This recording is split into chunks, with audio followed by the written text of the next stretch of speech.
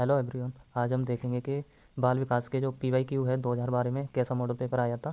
तो पहले क्वेश्चन से स्टार्ट करते हैं। तो क्वेश्चन है, अवप्रेरणा के सिद्धांत के अनुसार एक शिक्षक के द्वारा सीखने में संवर्धित कर सकता है।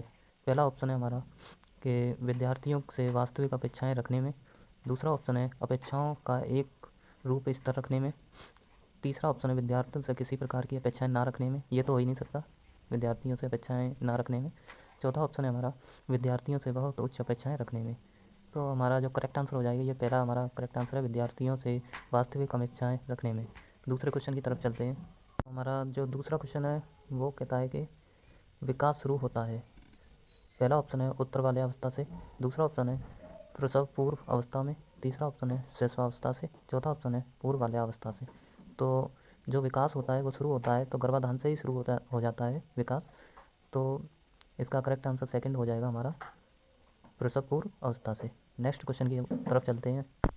तो तीसरे नंबर का क्वेश्चन है हमारा, तो बहुत विध बुद्धि सिद्धांत के अनुसार सभी प्रकार के पशुओं, खनिज और पेड़ पौधों को पहचानने और वर्गीकृत करने की योग्यता कहलाती है।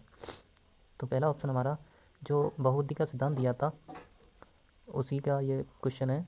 तो पहला ऑप्शन है तार्किक गणितीय बुद्धि में, और दूसरा ऑप्शन है प्राकृतिक बुद्धि, तीसरा ऑप्शन है भाषिक बुद्धि, चौथा ऑप्शन है स्थानिक बुद्धि। तो हमारा जो बहुबुद्धि का सिद्धांत था उसमें पूछ रहा है कि पशुओं, खनिज, पेड़ पौधों को पहचानने और वर्गीकृत करने की योग्यता कौन सी बुद्धि में आती है। तो ये सेकंड ऑप्शन हमारा क्लियर हो जाएगा यहाँ पर, प्राकृतिक बुद्धि में ये आती है। बहुबुद्धि का सिद्धांत जो गाल्टन ने दिया था उसी के अनुसार ये पूछा जा रहा है। चौथा क्वेश्चन की ओर चलते हैं। चौथा क्वेश्चन है हमारा, अधिकांश व्यक्तियों की बुद्धि औसत होती है, बहुत कम लोग प्रतिभा संपन्न होते हैं और बहुत कम व्यक्ति मंद बुद्धि के होते हैं। यह कथन के अनुसार प्रतिस्थापित सिद्धांत पर आधारित है। ये जो सिद्धांत है वो किस सिद्धांत पर आधारित है, ये जो कथन दिया गया है। तो पहला ऑप्शन है हमारा बुद्धि और जातीय भिन्नताओं, दूसरा बुद्धि के वितरण, तीसरा बुद्धि की वृद्धि, चौथा ऑप्शन है हमारा बुद्धि और लैंगिक भिन्नताओं। तो हमारा जो करेक्ट आंसर हो जाएगा, तो ये बुद्धि के वितरण पर आधारित है ये कथन। तो चौथे क्वेश्चन का दूसरा हमारा करेक्ट हो जाएगा, बुद्धि के वितरण पर। नेक्स्ट क्वेश्चन की तरफ चलते हैं। तो पांचवा हमारा नेक्स्ट क्वेश्चन है जिसमें कहा गया है कि सहयोगी अधिगम में अधिक उम्र के प्रवीण विद्यार्थी छोटे और कम निपुण विद्यार्थियों की मदद करते हैं। इससे पहला ऑप्शन है गहन प्रतियोगिता होती है, दूसरा ऑप्शन है उच्च नैतिक विकास होता है, तीसरा ऑप्शन है समूह में द्वंद्व होता है, चौथा ऑप्शन है उच्च उपलब्धि और आत्मसम्मान विकसित होता है। तो ये जो संयोगी अधिगम में अधिक उम्र के प्रवीण विद्यार्थी छोटे उम्र वालों को जो कम निपुण हैं उनकी मदद करते हैं, तो इसमें उच्च उपलब्धि और आत्मसम्मान विकसित होता है। ये चौथा हमारा करेक्ट आंसर हो जाएगा, पाँचवें नंबर का चौथा आंसर हमारा करेक्ट हो जाएगा। नेक्स्ट क्वेश्चन की तरफ चलते हैं। तो छठवें नंबर पे क्वेश्चन पे हमारा क्वेश्चन है कि जब पूर्व का अधिगम नई स्थितियों के सीखने में बिल्कुल प्रभावित नहीं करता तो यह कहलाता है। पहला ऑप्शन है हमारा अधिगम का शून्य स्थानांतरण, दूसरा ऑप्शन है हमारा अधिगम का निरपेक्ष स्थानांतरण, तीसरा ऑप्शन है अधिगम का सकारात्मक स्थानांतरण, चौथा ऑप्शन है अधिगम का नकारात्मक स्थानांतरण। तो अधिगम का जो स्थानांतरण होता है कि एक विषय में हम जो कुछ टॉपिक सीखते हैं वो दूसरे विषय में जो मदद करता है उसको स्थानांतरण कहते हैं, तो उसी से संबंधित है, तो बिल्कुल भी प्रभावित नहीं करता है। तो इसका जो करेक्ट आंसर हो जाएगा अधिगम का शून्य स्थानांतरण, पहला ऑप्शन हमारा करेक्ट हो जाएगा यहाँ, शून्य स्थानांतरण। नेक्स्ट क्वेश्चन की तरफ चलते हैं।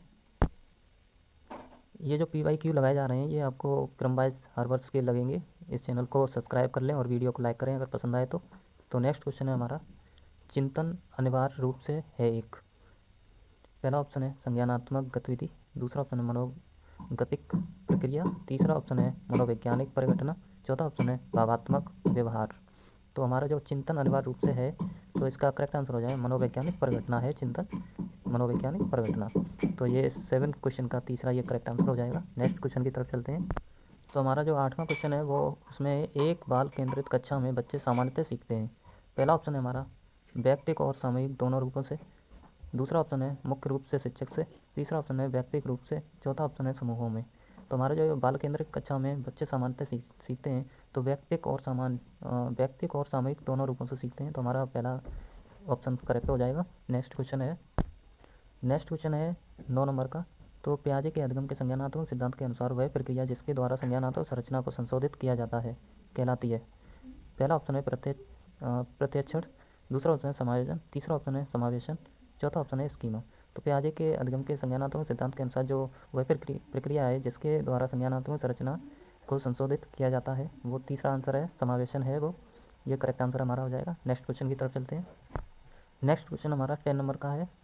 एक शिक्षिका अपने शिक्षार्थियों की सदैव इस इस रूप में सहायता करती है कि वे एक विषय क्षेत्र से प्राप्त ज्ञान को दूसरे विषय क्षेत्र के ज्ञान के साथ जोड़ सके, इससे को बढ़ावा मिलता है। पहला पुनर्वलन, दूसरा ज्ञान के सह संबंध और अंतरण, तीसरा ऑप्शन है व्यक्तिगत भिन्नताओं, चौथा ऑप्शन है विद्यार्थियों की स्वायत्तता। तो हमारा जो ज्ञान को जोड़ा जाता है उसमें ज्ञान से सह संबंध और अंतरण बनाना पड़ता है। तो हमारा करेक्ट आंसर सेकंड हो जाएगा। सेकंड हमारा करेक्ट आंसर हो जाएगा। नेक्स्ट क्वेश्चन की तरफ चलते हैं। नेक्स्ट क्वेश्चन है हमारा 11 नंबर का। सृजनात्मकता मुख्य रूप से संबंधित है। तो पहला ऑप्शन है मॉडलिंग, दूसरा ऑप्शन है अनुकरण, तीसरा ऑप्शन है अपसारी चिंतन, चौथा ऑप्शन है अपसारी बहुविधि चिंतन।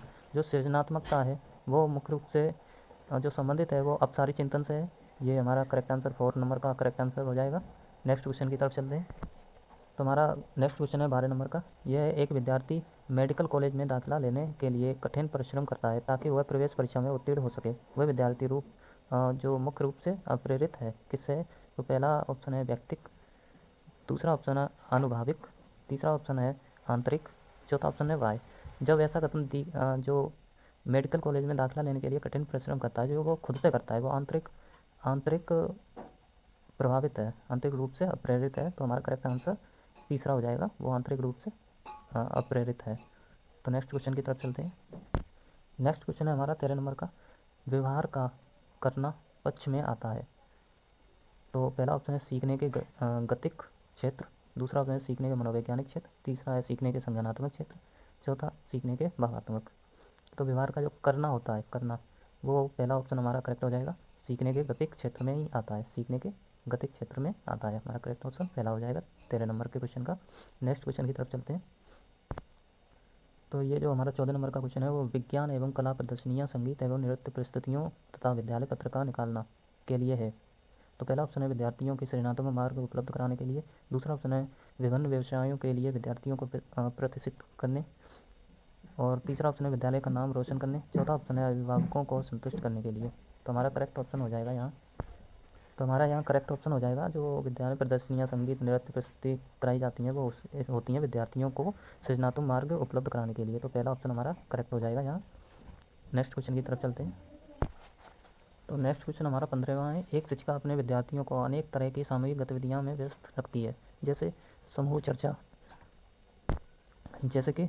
चर्चा, समूह परियोजनाएं, भूमिका निर्वाह आदि। यह सीखने के किस आयाम को उजागर करता है?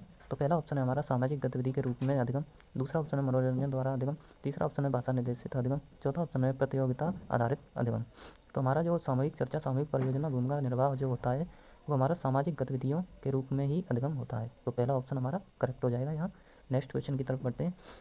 नेक्स्ट क्वेश्चन की तरफ बढ़ने से पहले आप चैनल को अगर आपने सब्सक्राइब नहीं किया है तो सब्सक्राइब अवश्य कर लें, क्योंकि इस चैनल पे आपको बैक टू बैक पीवाई को मिलेंगे, हिंदी पेडागोजी हो चाहे वो बाल विकास हो। तो नेक्स्ट क्वेश्चन की तरफ चलते हैं। नेक्स्ट क्वेश्चन है हमारा 16वां। जब एक शिक्षिका दृष्टिबाधित विद्यार्थियों को कक्षा में अन्य विद्यार्थियों के साथ सामूहिक गतिविधियों में शामिल करती है तो वो है? पहला ऑप्शन है कक्षा के लिए सीखने हेतु बाधाएं उत्पन्न कर रही है, दूसरा ऑप्शन समावेशी शिक्षा की भावना के अनुसार कार्य कर रही है, तीसरा ऑप्शन सभी विद्यार्थियों की दृष्टिबाधिता शिक्षार्थियों के प्रति सहानुभूति विकसित करने की मदद कर रही है, चौथा ऑप्शन है दृष्टिबाधित शिक्षार्थी पर संभवतः तनाव बढ़ा रही है।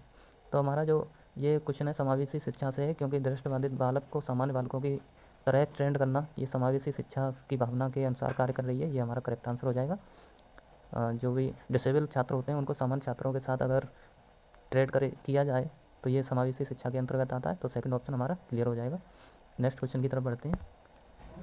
नेक्स्ट क्वेश्चन है हमारा एक शिक्षिका अपने शिक्षण में दृश्य श्रव्य सामग्री और शारीरिक गतिविधियों का प्रयोग कर रही है क्योंकि? पहला ऑप्शन है वे शिक्षक को आराम देते हैं, दूसरा ऑप्शन है वे प्रभावी आकलन को सुगम बनाते हैं, तीसरा ऑप्शन है वे शिक्षार्थियों को वैविध्य उपलब्ध कराते हैं, चौथा ऑप्शन है इनमें अधिगम इंद्रियों का उपयोग सीखने को संवर्धित करता है। तो हमारा जो करेक्ट आंसर हो जाएगा 17 नंबर का चौथा आंसर हमारा करेक्ट है। इनमें अधिगम इंद्रियों का उपयोग सीखने को संवर्धित करता है। जहाँ भी आपको पेडागोजी दिखे वहाँ पे प्लस में अगर पूछा गया तो प्लस पॉइंट ही आप नोट करेंगे, उसको प्लस में जो भी आपको तथ्य दिखे उसी को आप टिक लगाएंगे, और जहाँ आपको नेगेटिव पेडागोजी पूछी जाए तो वहाँ नेगेटिव ही देखेंगे। तो प्लस पॉइंट हमारा ये भी अंक बढ़ाने का ये भी एक तरीका होता है। अगर आपको नहीं भी आ रहा हो तो प्लस पॉइंट ही उसको चुने, तो हमारा 4th नंबर हमारा करेक्ट हो जाएगा। नेक्स्ट क्वेश्चन की तरफ चलते हैं। 18 नंबर का हमारा क्वेश्चन है, तो कोलबर्ग के अनुसार सही और गलत के प्रश्न के बारे में निर्णय लेने में शामिल चिंतन प्रक्रिया को कहा जाता है। तो कोलबर्ग के अनुसार पहला ऑप्शन है हमारा संयोग की नैतिकता, दूसरा ऑप्शन है नैतिक तर्कणा, तीसरा ऑप्शन है नैतिक यथार्थवाद, चौथा ऑप्शन है नैतिक दुविधा। तो हमारा कोलबर्ग के अनुसार सही और गलत प्रश्न के बारे में निर्णय लेने में शामिल चिंतन प्रक्रिया को जो कहा जाता है वो नैतिक तर्कणा है। ये हमारा करेक्ट आंसर हो जाएगा। नेक्स्ट क्वेश्चन की तरफ चलते हैं। तो नेक्स्ट क्वेश्चन है हमारा 19वां, एक विद्यार्थी अपने समकक्ष व्यक्तियों के समूह के प्रति आक्रामक व्यवहार करता है और विद्यालय के मापदंडों को नहीं मानता। इस विद्यार्थी को में सहायता की आवश्यकता है। तो इसके ऑप्शन की तरफ देखते हैं क्या ऑप्शन है। तो इसके जो ऑप्शन है, पहला ऑप्शन है भावात्मक क्षेत्र, दूसरा ऑप्शन है उच्च स्तरीय चिंतन कौशल, तीसरा ऑप्शन है संज्ञानात्मक क्षेत्र, चौथा ऑप्शन है मनोगत्यात्मक क्षेत्र। तो इसका करेक्ट आंसर हो जाए भावात्मक क्षेत्र। नेक्स्ट क्वेश्चन की तरफ चलते हैं।